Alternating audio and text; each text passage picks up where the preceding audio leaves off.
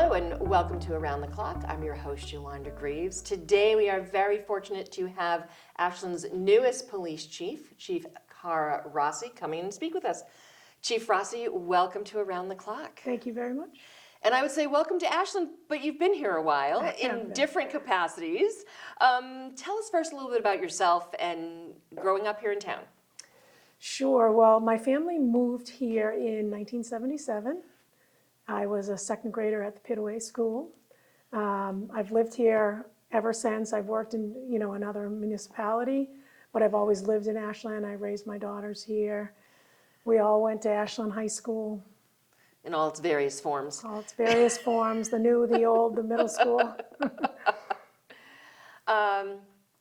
So your career, what did you do before becoming our police chief? How did you get to that point? So when I first graduated from college, I originally started out in the nursing program. I had always wanted to be a nurse until I saw the curriculum. And it wasn't as interesting to me as my roommates' criminal justice textbooks were. Oh, interesting. So I switched majors, which was alarming to my mom because this was the days before cell phones or anything. And I got a phone call on the one phone in the hall that's, she's yelling at me, "This says criminal on it, what did you do?" I said, "No, I switched my major, criminal justice." "What are you gonna do with that?" I said, "I'm not really sure, but I'll figure it out." So I ended up working for, I was a social worker. I worked for the KEY program based out of Worcester, Mass. It was community-based care for both adjudicated delinquent youth and also, it was DSS back then, but children involved in Department of Social Services, Department of Children and Families. And from there, I went and got a job with DYS, the Department of Youth Services, at the Central Region location. I was there only about 8 or 9 months before the opportunity opened up to become a police officer in Natick. So in 1994, January of 94, I entered the police academy, and I worked for Natick in various capacities until July of this year, this past year, 2022, when I was fortunate enough to get the job as the Ashland's police chief. What was it like for you, one, thinking about applying for the job to come back and be our chief, and two, then when you found out you got it? So it had never really been a goal of mine to be a police chief. Oh, interesting. I was really happy in my role in Natick. Chief Hicks, my boss at the time, he gave me a lot of leeway. He let me actually create the community service division to the way that I wanted it to be. We hadn't had a community services division in Natick for decades. Which was very important and very helpful with things that Natick was dealing with. Yeah, the opioid epidemic, the mental health crisis that we still see. And it kind of allowed me to bring my heart of a social worker into policing, and that's where our profession is going, nationwide and worldwide. We're sort of having to shift from, the post 9/11 warrior mindset to the current day community caretaker mindset, and I loved what I was doing there. And I had never applied for a job as a chief before. This job opened up, and it was a no-brainer for me. To come back home to the community where I grew up in, that my daughters were raised in. I really kind of felt like, to leave a legacy for my kids in their hometown. I still have a lot of family that lives here. My mom lives here. There's a street named after my dad, who was very civically, engaged and involved in town. So that was sort of, my motivation to continue on with the legacy for the Rossi name in town, and to bring all of the good things that I was able to help with in Natick and continue on, which was already happening a lot here, but just to build on that with the Ashland Police Department. And I do want to touch just a little bit. There was some controversy. There was some, as we always seem to find with our police department, with the fact that you were named and some of the stuff that happened in Natick. How did that either help you or hinder you as you stepped into this new position? That I see everything in life as a growth opportunity. Okay. So there were some struggles personally and professionally. I learned a lot. I learned a lot about myself and a lot about other people. I tend to be a really trusting person by nature, and I sort of wear my heart on my sleeve. And you know, I'm very emotional, and I think I have to start to learn, and I have learned to lead less with my heart and more with,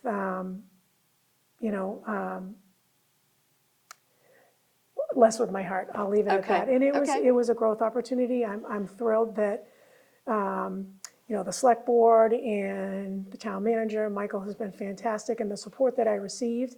My department has been very supportive because a lot of that dragged into my time here in the 7 months I've been here, and my department's been extremely supportive. Just a phenomenal group of men and women. They want the same things that I do for the department, and they're willing to work with me. The relationships that I've developed with the union and the rest of the personnel to alleviate some of the issues you usually see with grievances and that sort of thing. I said this when I was applying. Communication is, in my communication, my abilities to communicate with others is what I see as one of my strong points. Yeah. And my emotional intelligence and the way I read people, although, as I said, sometimes I wear my heart on my sleeve a little too much. It really helps with the interpersonal relationships that are necessary to be successful in this type of job. So, a very long way of saying I learned a lot. Good. Well, and that's important that you learn from things that have, as you said, you learn from things that haven't gone the way you think they are. What has been your biggest challenge since coming into this role 7 months ago? Any change, anything new is challenging, both for me and for the department. Mm-hmm. We also have the public safety building that everyone I know is so anxious. It's such a beautiful state-of-the-art facility. Everyone's really anxious to get moved in. There have been some delays that have been out of the control of everybody. Yep. The town's done, and Jen Ball particularly has done a fantastic job sort of ushering us through some of these issues. That's been a challenge because we all want to move in. Right. In order for the forward progress to really get going, we need to be in the new facility for accreditation purposes and other things. And I think the staff is really looking forward to having a facility that reflects their worth. Yeah. You came in, the facility was almost done. Have you been able to put at all your stamp on how it's going to be used or how it was finished? Yes. There were a couple of things that I wanted to tweak right away, and again, Jen has been fantastic with it. I was in my new office to bring some of my stuff over the other day, and I was just looking around saying, this is going to be fantastic. I can't wait. Yeah, and I think most people are aware that we're waiting for stuff for the fire bays, for the apparatus, and once that's resolved, we're going to jump in. What has been the best, I would say, either surprise or just something happened, an amazing thing that you weren't expecting since you've been in the position? To be so welcomed so quickly, and I don't know if it's because I've had, a personal presence in town for almost my entire life, but the men and women that I work with have been, super welcoming from the beginning.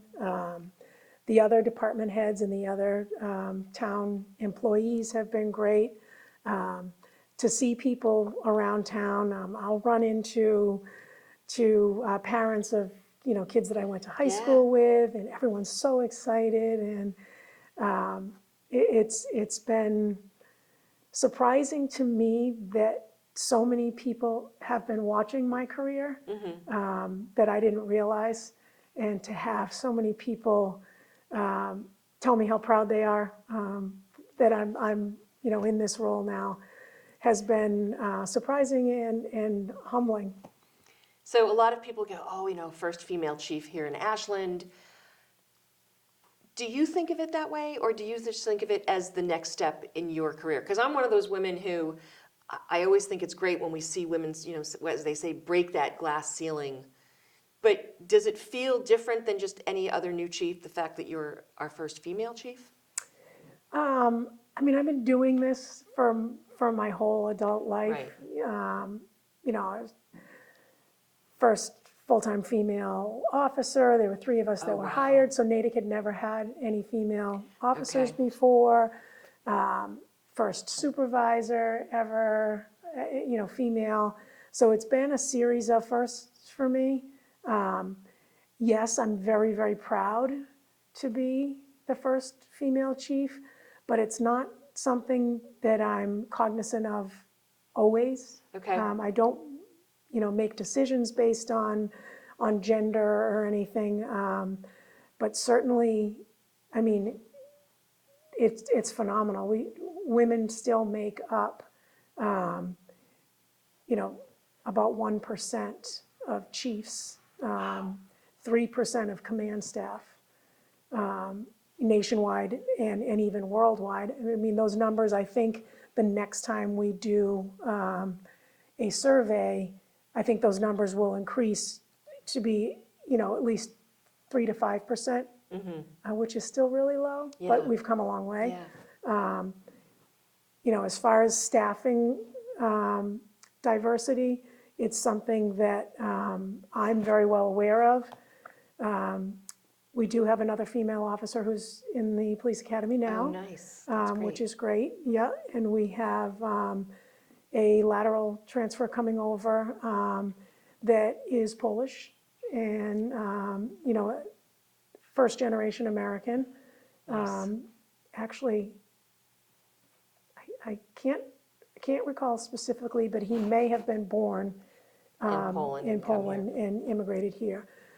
So, I mean, diversity is something I think we're all looking at, but particularly in the policing profession, for obvious reasons, based on what we're seeing happening in our nation. We're becoming more and more cognizant of the need to diversify our ranks. Speaking of diversity and staffing, glad that you brought up the 2 new positions that are coming in. Staffing has been an issue for you, as well as many organizations. How are you trying to deal with the staffing issues that we have here in town for our police department? We know it's other departments as well. And is there a risk to our residents because you don't have the police officers that we really should have? What I will say about the men and women of the Ashland Police Department, I am asking, and we as residents are asking, a lot of them. We're forcing officers into 16-hour days on a regular, consistent basis. Wow. They're always going to rise to the needs. They're always going to answer the calls for service, but it is coming at a cost. We're doing everything we can to hire, to increase our staffing. Retention's also an issue. We are constantly looking at, and I know that Michael's aware of this and the select board's aware of this, our pay scale's lower than the surrounding communities, so we are losing. We lost an officer earlier this month. He left to go to another department because the pay was much greater. So we're looking to close that gap and be able to hire. We're looking to get out of civil service, which is we could do a whole show on that. Just real quick, I know what civil service is, and some of our viewers do. Just real quick, tell us what civil service is and how it impacts your hiring process. So a civil service is a state-run organization that oversees hiring and promotion within departments that are signed on to civil service. To just explain it briefly, I can't hire anyone off of any other way than off of a civil service list. And if I want to get someone from another department that may want to come over here, that's called a lateral transfer. Their chief has to sign off and agree to allow them to come over to work for us here in Ashland. I mentioned a lateral before. He was initially going to lateral from Springfield, Mass. His chief would not sign off. On my fourth pull of a civil service list, he finally showed up On your list. on my list, and I was able to hire him that way. So he'll resign from Springfield, come on board in Ashland.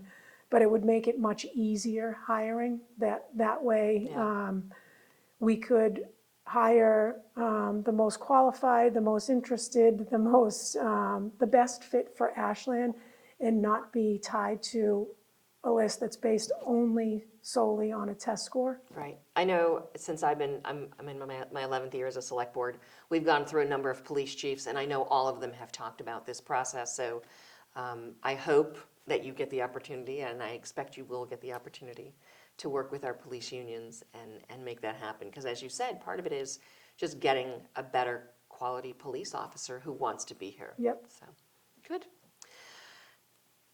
You're 7 months in. You've told us some of your challenges. What is your plan? You're trying to hire people. Plans for the next year. What are you looking at? A transition into the new station. With that comes some staffing changes, some promotions, which are long overdue. Yep. I know the staff is excited for those. We're going to start the accreditation process. Okay. For those who don't know what the accreditation is, to be an accredited police department is usually about a 3 or 4 year process. Okay. Every policy, every procedure is looked at by an outside agency. They come in and they sort of audit your police department, make sure that everything operationally, administrationally, up to and including, how your cell toilets flush. I mean, everything is looked at. And if you do get to be certified and then accredited, it really is the feather in the cap for not only the police department, but for the municipality. Right. And it has a lot of benefits to the taxpayers, Yep. With insurance and that sort of Yeah. thing. It's exciting for us because a lot of our policies are antiquated, and that is not unique to Ashland. It was the same when I was in Natick. Yep. Those sort of necessary administrative functions sometimes take a back seat because we are an emergency operation. We're a 24/7, Right.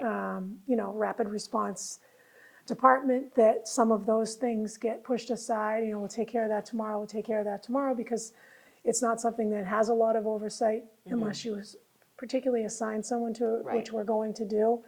And I expect that will get done, within the next 2 or 3 years. That's the big project. I know the staff is looking forward to it because it'll help them, Yeah. The men and women want updated rules and regulations. I often assimilate to parenting. Kids want structure, they Yeah. want rules, they want their parents to tell them what to do.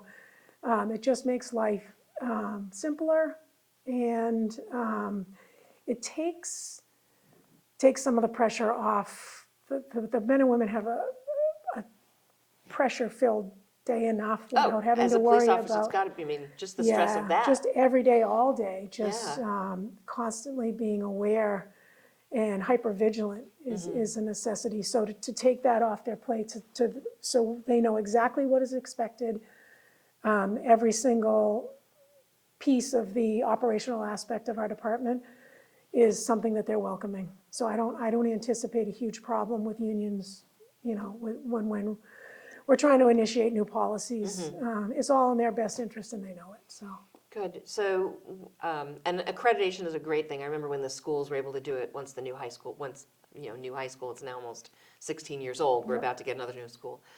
What is the biggest issue currently facing our police department within our citizenry? Crime, mental health. If a police officer goes out, what are they dealing with the most? So we are very fortunate in that we do not experience a lot of violent crime. Okay. Whatever community you're in, you're always going to have the interpersonal violence that goes with being human, I think. We're fortunate in that we don't have a lot of random victimization. Right. We have a substance use disorder issue that's plaguing everyone. Yep. It doesn't matter the demographic. The mental health crisis that is not unique to Ashland, not unique to Massachusetts. And those are always co-occurring, The officers are asked to wear so many different hats on a daily basis. They'll respond to a house alarm and have to be vigilant looking for intruders, and then they'll go to a domestic violence call where you could be having some of those issues I spoke about, with mental health issues or substance use disorder intertwining with that. And then they'll have, we oftentimes get called by parents who are having a difficult time with, teenagers and young adults who are coming out of or still in, but coming out of the real thick of the pandemic and dealing with the overflow issues from that. The lack of mental health resources at the local level is astounding. Someone has to pick up the slack. Ourselves and the fire department are the 24-hour day, 7-day a week operational resources. So we are, I heard it explained once as sort of society's janitors. We come in and clean up the mess no matter what it is. So those, the amount of different professional hats the officers have to wear gets very taxing. And we have a very,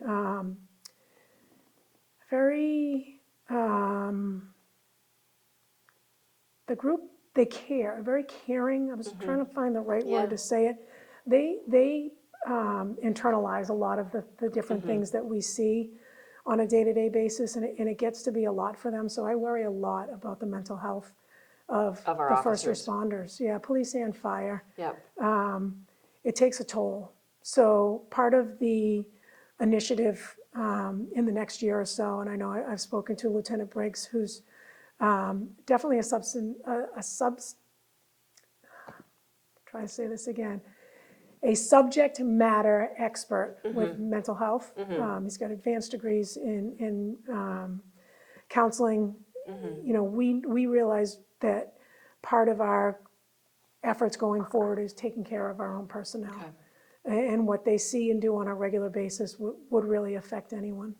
So that's a huge goal of the department, to take better care of those who are taking care of others. As a resident, I see a police officer.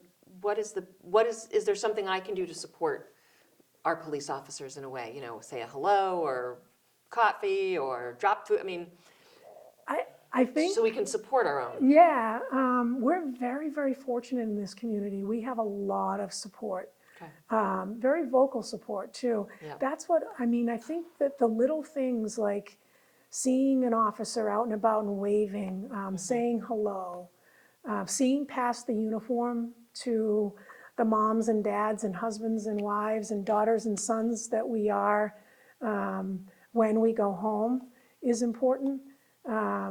People are great. They drop off like baked goods and things, and they'll send cards and say thank you. That goes a long way with the staff. They need to feel appreciated because it can be a thankless job. I know it's always great for myself when I see police officers like down at the farmer's market, or I'll go over and talk to some of them as they're helping with the monitoring of the traffic around the construction. So Good. So, as a resident, go say hello. If you're baking and you have some extra cookies, drop them off. Hopefully, we'll be all celebrating the new public safety Yes. building soon. Chief Rossi, before I let you go, and this has been great, I've really appreciated this conversation, and I hope that it's helpful for our residents to get to know you a little bit better, those who didn't grow up with you, like myself and others. Before I let you go, is there something about you, Chief Cara Rossi, that not many people may know that you'd be willing to share with our around-the-clock viewers? We're getting close to Boston Marathon time. Okay. I have run 10 Boston Marathons. Wow. So That's great. Just because you qualified, or as because you had for a charity? Okay. Yeah. Okay. I did a lot of running. I mean, people probably saw me, didn't even know it was me. I was a daily street runner. I've had a knee replacement since. Oh, So wow. I've cut down on my outdoor miles. I still get my indoor miles Uh-huh. in, and no more marathons. But Well, now you get to deal with them in a different I way. know, So. I know. So now I was having this conversation at MEMA yesterday, Yeah, actually. I've never missed a Boston Marathon since 1970, whether as a spectator, a participant, or working. Yeah, yeah. So now you get to manage Ashland's Yes, dealing with the Boston Marathon versus being part of it in Natick. So, yes, yep. well, we look forward to hearing about that and seeing you, and maybe we'll see you out on the course. We typically try to get out on marathon day. So, Chief Rossi, thank you so much for taking the time. We really appreciate My it. pleasure. Thank you for having me. I'm sure we'll try to have you back at some point when you're, maybe once you're in the new building and we can take a tour with you. Yes, everyone come in and take a tour. Great, great. Well, we have just been speaking with Chief Cara Rossi, the newest Ashland Police Chief, and we hope you enjoyed this segment of Around the Clock.